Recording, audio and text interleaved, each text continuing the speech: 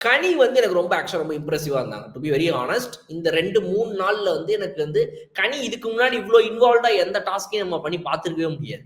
இதுல பார்த்தீங்கன்னா, ஆக்சுவலா அவங்களுக்கு ரொம்ப ஆப்ட்டா செட் ஆயிடுச்சு அப்படியே. தமிழ் அம்மா அப்படின்னு உடனே அப்படியே கனி வந்து நான் நெனச்சேன் அப்படின்னு சொன்னாங்க பாருங்க. அந்த நெனச்சேலயே அவங்க அவ்வளோதான். அங்கேயே வந்து லாக் ஆயிட்டாங்க.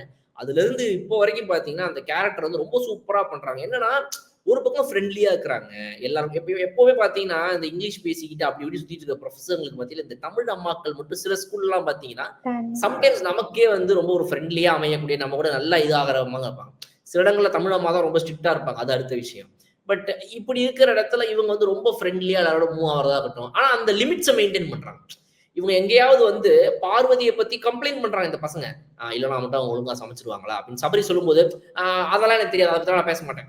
இது இப் இப் அது அந்த கேரக்டர்ல இருக்கிறாங்க. அந்த கேரக்டர தாண்டி கனியாக எனக்கு பார்வதிய பிடிக்காதுன்றத நான் இங்க கொண்டு வர மாட்டேன்னு சொல்லி இந்த கேரக்டருக்குள்ள இவங்க இருந்ததுங்கிறது வந்து ரொம்ப சூப்பர். ராஜமாதாவா இருக்கும்போதும் அவங்க வந்து, "நான் ராஜமாதான்றனால உன் பக்கம் நின்னுகிட்டு இருக்கேன் பாரு. இல்லன்னா உன்னைய நான் என்ன நடக்கணும் மட்டும் பாரு." அப்படின்ற மாரி ரொம்ப டென்ஷன்ல இருந்தாங்க. அதுலயும் ரொம்ப she stayed inside the role.